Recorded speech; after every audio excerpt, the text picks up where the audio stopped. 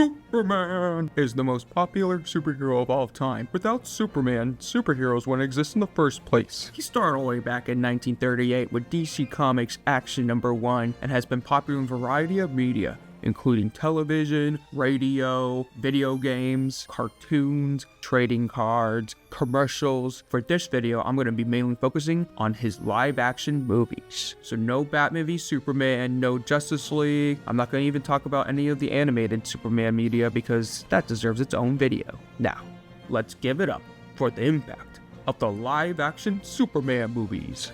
Let's go back to the very first live-action Superman movie, the one that started all, that created superhero movie genres as we know it today. This is it. This is the one that made an impact in what superhero movies are, with Superman and the Mole Man. Superman and the Mole Man is the first live-action Superman movie ever created.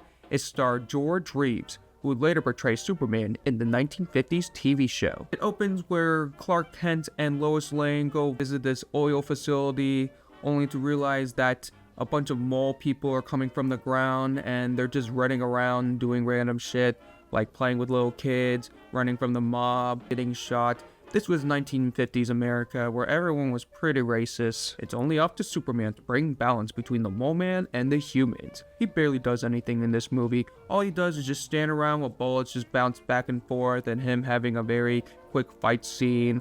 But he actually doesn't do nothing in this feature film. He tries to help the Mole Man, but other than that, he just stands around and just springs his usual catchphrase of truth, justice, and the American dream. This movie's a waste of time. I give it a skip. It's only 58 minutes long. If you're a die-hard Superman fan, maybe you'll get something out of it.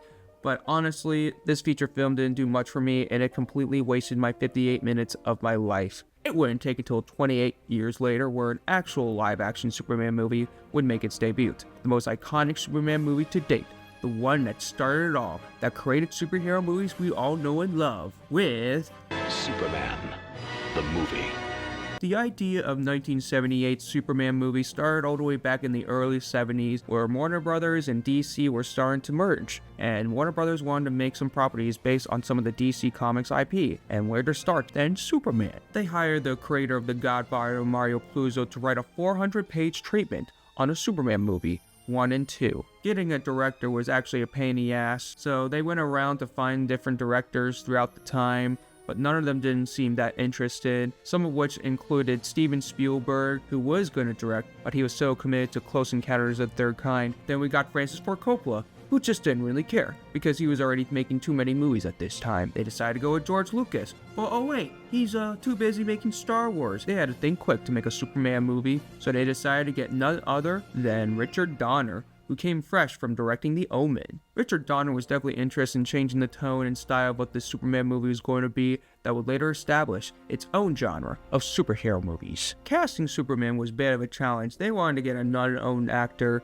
to play Superman, but then they wanted to get some actual potential actors, including Steve McQueen, Al Pacino, James Caan, Dustin Hoffman, and Clint Eastwood. They wanted to go with an unknown actor to play the Man of Steel, so they decided to go with Juilliard Arts graduate Christopher Reeves. He was so well portrayed as the Man of Steel that everything you see on this guy just screams Superman. Not only did he actually have a well-designed look of Superman, but his personality matched the Man of Steel himself. He was just so likable and kind. Even though they got an unknown actor to play the Man of Steel, they also got some well-known actors as supporting roles, including Marlon Brando as Superman's dad, Gene Hackman as Lex Luthor, and Margot Kidder as Lois Lane. Filming for Superman 1978 ended up going over budget because of filming 1 and 2 at the same time. About 75% of Superman 2 was filmed until the executive producer at Warner Brothers thought they were going over budget.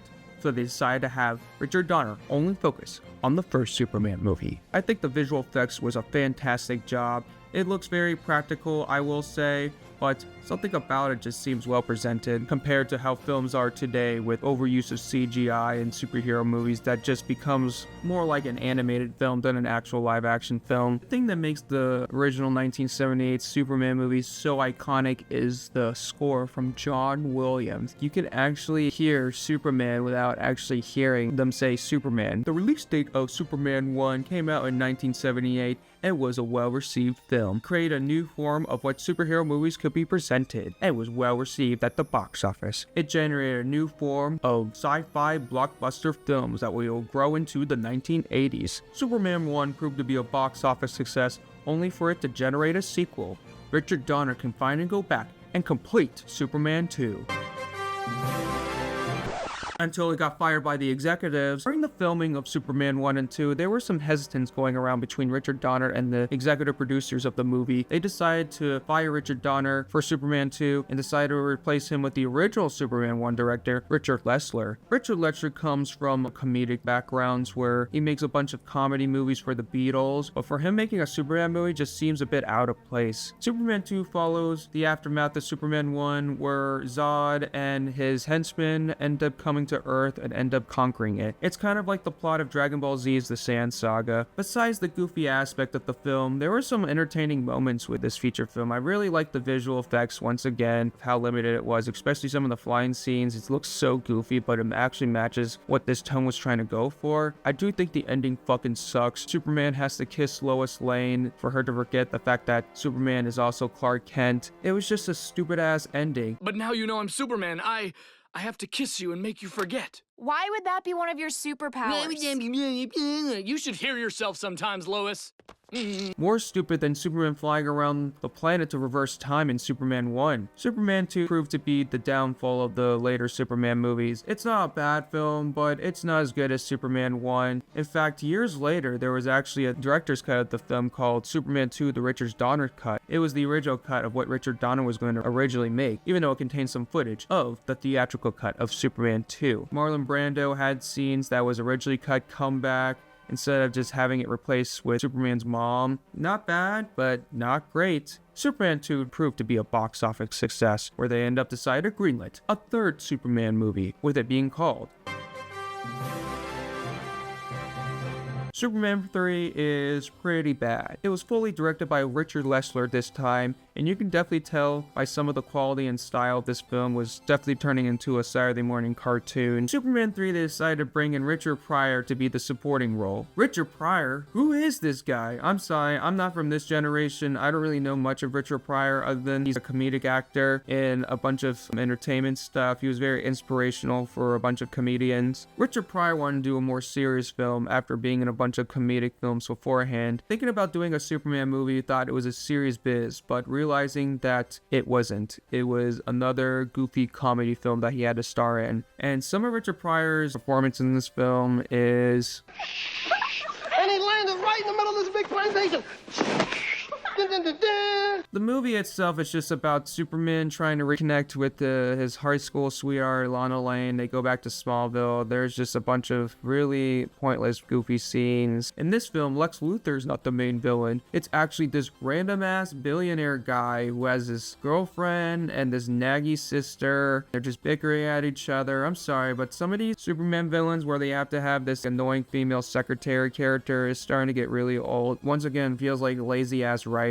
In Superman 3, Richard Pryor does whatever he can to scam Superman from losing his mind, up to the point where Superman becomes a mean person and ends up doing bad stuff like reshaping the Leaning Tower, cutting the torch from the Olympic Games, doing some mean old nasty stuff including flicking peanuts at a bar. He basically turns to Bizarro in this film. Then he ends up having to fight the clone version of himself. It's actually a well presented scene. This might be my favorite part of Superman 3 is when he's just fighting himself. Superman 3 was negatively received by critics and audience alike. You could definitely tell the box office numbers were dropping in these Superman films. They were so bad that they had to make a spin-off film, Supergirl. I'm not going to talk about this yet. Box office failure of Supergirl ended the Superman film franchise to be sold to the Cannon Group Inc. Cannon Group Inc. makes cheap, low-budget films, and them getting the rights to a Superman movie was a pretty bad idea. So bad of an idea they decided to greenlight a fourth Superman movie, the most impactful Superman movie ever. It was the fourth one. It was the final one starring Christopher Reeve, a Superman movie called The only way for me to solve this crisis is to be Superman 4, The Quest for Peace. Oh, that's why they call it that. Superman 4: The Quest for Peace is directed by Sidney J. Furie. They had to cut 45 minutes of the original runtime due to budget costs. It's a really bad movie. Superman 4: The Quest for Peace is one of the worst Superman movies of all time. Christopher Reeves didn't really give a shit about this movie. He was getting sick of it. Even the cast and crew were getting tired of these Superman movies. They had to bring back a bunch of actors from the original Superman movie, including Margot Kidder as Lois Lane and Gene Hackman as Lex Luthor, but this time Gene Hackman has his nephew be the evil henchman. Does he do anything interesting? No, he just sits around and just plays fucking video games. This Superman movie is quite interesting because it was the first one where the creators decided to give Christopher Reeves the idea of making a Superman movie. It was the only chance for him to come back as Superman. They had no other choice. Christopher Reeves' idea for making a Superman movie was he wanted to make an environmental anti-nuclear war story where Superman basically destroys all the nukes on planet Earth, puts them in this giant-ass net in outer space, and then does swinging move from Super Mario 64 and ends up flying around space. Lex Luthor ends up tricking a bunch of nuclear rich folks into investing in a nuclear rocket. This nuclear rocket ended up having some Kryptonian energy for him to ignite with the other nuclear rockets in space for him to create the villain of this film, Nuclear Man. I wonder if he's in any of the Superman comics. Let me go double check. Nah, he's not in any comics. Nuclear Man is a really bad villain. Why does he have long cat nails? Is this Catwoman? Apparently these nails drain the energy of Superman, where Superman ends up dying. These effects are so fucking bad. I'm sorry, I really can't stand this feature film. This is just one of the worst films of all time, especially the flying scene. There's this scene where Superman quickly reveals himself to Lois Lane that he's Clark Kent, and they do the same exact romantic flying scene from Superman 1. The version in Superman 1 is just so iconic. It's one of the most romantic scenes in all of cinema. But then repeating themselves in Superman 4 and then having Superman just erase her memory by just kissing. This is such a dumbass movie. I feel sorry for everyone involved. This was the film that killed the entirety of the original Superman film franchise. Christopher Reeves was done with Superman. Everyone was done with making these Superman movies. It was time to move on. A new franchise was coming in the air, and it was Batman.